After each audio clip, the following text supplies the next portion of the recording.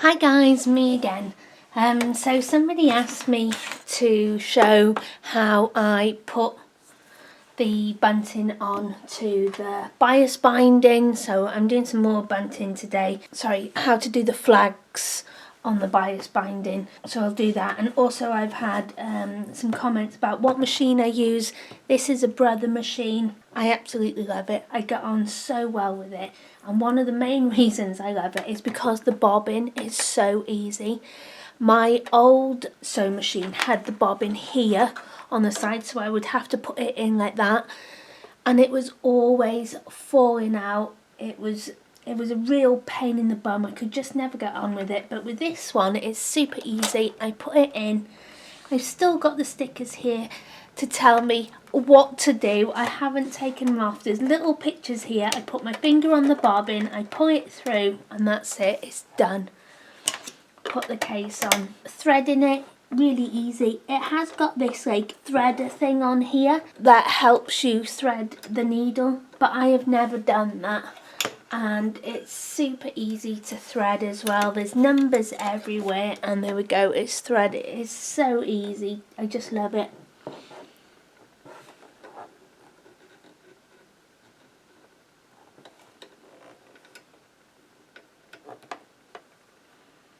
Okay, so what I start with is a measuring tape, and I have this wrapped around my neck because I use this a lot when I'm doing the bunting. Each bunting has 10 flags on it, 10 of these flags, and bias binding is roughly 2.5 meters long.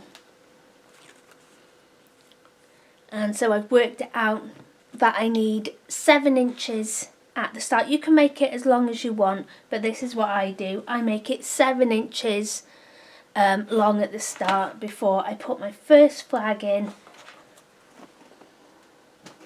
I let the bias binding just go on the floor so it's loose, and I fold it in half and I line my needle up, and I just put the needle in once so it's holding it there then. And then I go down and I just fold my bias binding in half, make sure it's lining up. Then I get my measuring tape and make sure the smaller numbers, I work in inches, smaller numbers are on my left hand side. I just find it easier, and I go in and I measure 7 inches with my measuring tape, and then I get a pin and I just mark the fabric slightly so there's a hole in the fabric. So then when I'm sewing, that hole disappears. But I know when I get closer to this little pinprick here that I want to put my first flag in.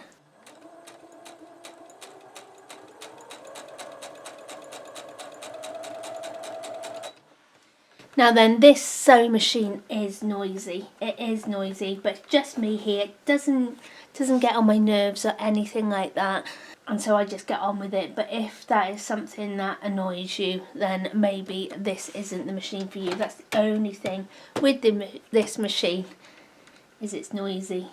And I read the reviews, and yes, the reviews said it was noisy too.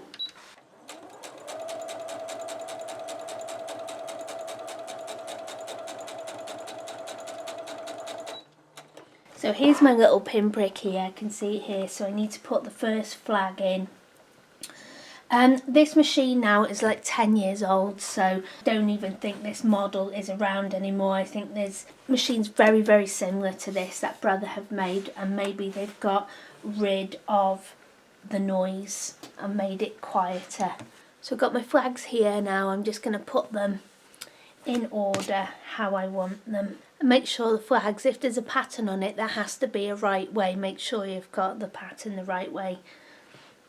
On plain ones it doesn't matter, on these spotty ones it doesn't matter, but on this one I don't want the sunflowers and the flowers upside down. Then I decide which one I want on the front, so this will be the back and I want this one on the front.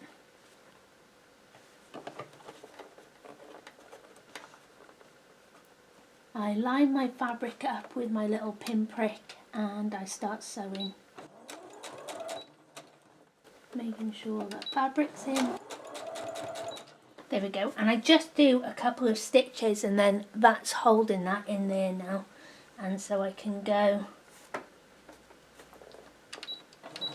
and put the rest of my fabric in, hold it quite tight because you want it nice and straight, and start it there.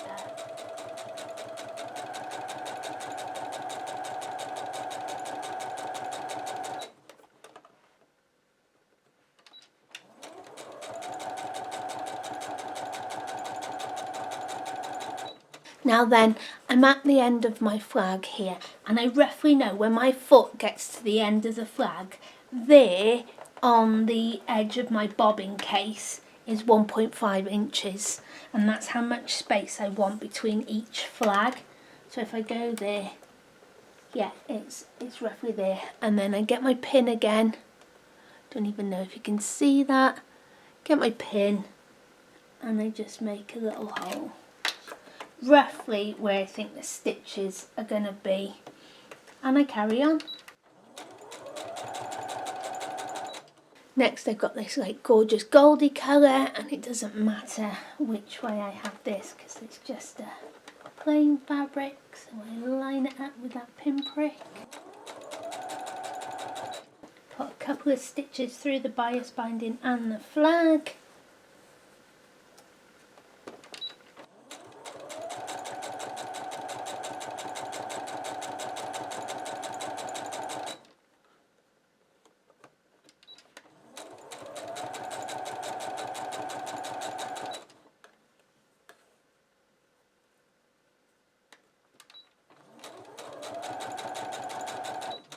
And that's it, and I just repeat that whole process until I get to the last flag, and then I measure 7 inches because I want 7 inches at the start, 7 inches at the end, and then I just cut it.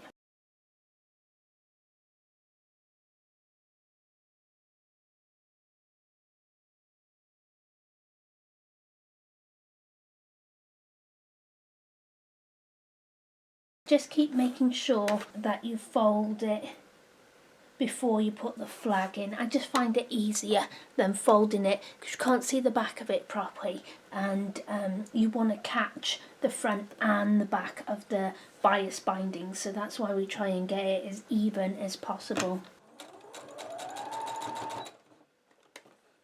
So you can just slip it in then and fold it. You don't have to worry about the back because you know it's even. So as long as you catch the front with your thread and needle, then you know the back's covered as well. So I like to do a flag, then I like to fold it, and then I like to mark it.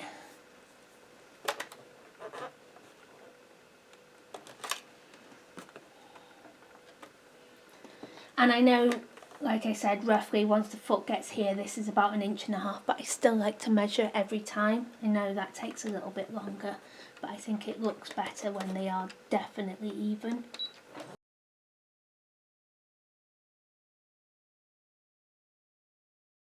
You also want to make sure your fabric is right up in here, so you've got enough fabric to catch the flags so they don't fall out after you've sewn them.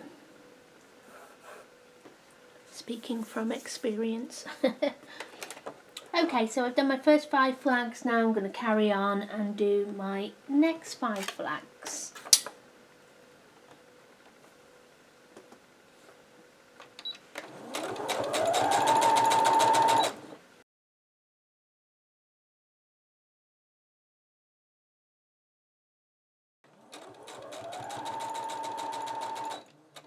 So I'm sewing on the left hand side, not the right hand side. You want to sew on the left hand side where this fabric is all folded over. You want to sew on the fold. You can go back then and do a double line on the top, but I don't. I just do the one line.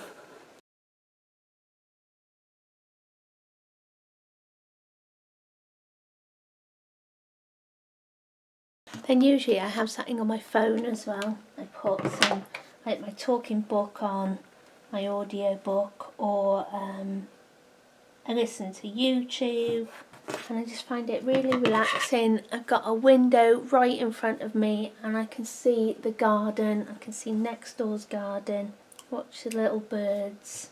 You want to make sure as well that your flags are quite straight and that you haven't got uneven bits of fabric, because then you might miss a flag as well.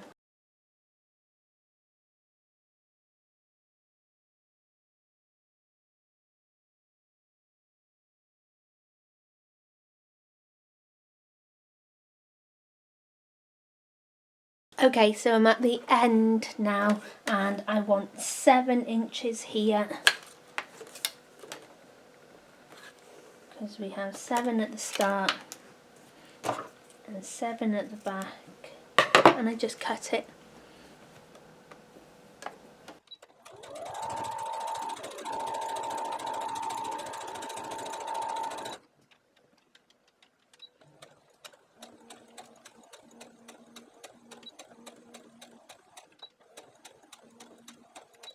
Then I just go backwards and forwards over the ends just to hold it in place, cut it, and there we go. Bunting is done. Okay guys, so there we do. There we go. Bunting is done. I love these colours, and the red, it doesn't happen very often, but it's a complete match to the bunting. That's one thing I need to learn to do, bias binding. I need to learn how to make this. And then tie the ends off, and that's it, done. So have a go, make your own bunting,